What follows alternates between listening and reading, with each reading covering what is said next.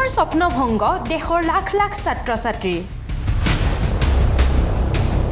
লজ্জানত হ'ল দেশৰ শিক্ষা ব্যৱস্থা নিটৰ পিছত এইবাৰ চৰ্চালৈ আহিছে ugc নেট পৰীক্ষা চলিত বৰ্ষৰ 18 জুন তাৰিখে দেশৰ বিভিন্ন স্থানত অনুষ্ঠিত হৈছিল ugc নেটৰ পৰীক্ষা প্ৰায় 9 লাখ পৰীক্ষাৰ্থী অৱতীৰ্ণ হৈছিল উক্ত পৰীক্ষাত কিন্তু নিট পৰীক্ষাৰ সমান্তৰালভাৱে ৰাষ্ট্ৰীয় সাইবাৰ অপৰাধ সংকা বিশ্লেষণকাৰী গোটৰ তথ্যত এইবাৰ পোহৰলৈ আহিছে ugc নেট পৰীক্ষাৰ বিসংগতিৰ কথা বিসংগতিৰ এই ভয়ংকৰ তথ্য পোহৰলৈ অহাৰ লগে লগে ugc নেট পৰীক্ষা বাতিল কৰাৰ সিদ্ধান্ত লয় দেশৰ শিক্ষা মন্ত্ৰালয়ে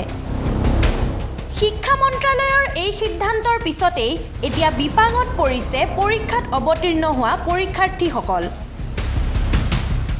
সমগ্ৰ দেশতেই উত্থাপন হৈছে এনটিএক নিষিদ্ধ কৰাৰ দাবী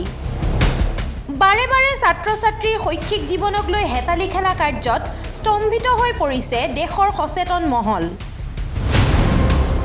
আনহাতে পুনৰ পৰীক্ষা অনুষ্ঠিত কৰাৰ সিদ্ধান্ত গ্ৰহণ কৰিছে শিক্ষা মন্ত্ৰালয়ে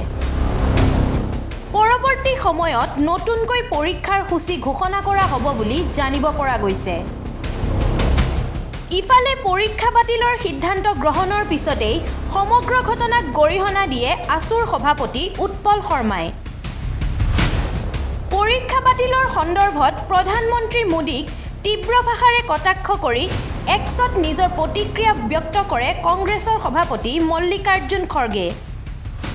news desk report DS News 24/7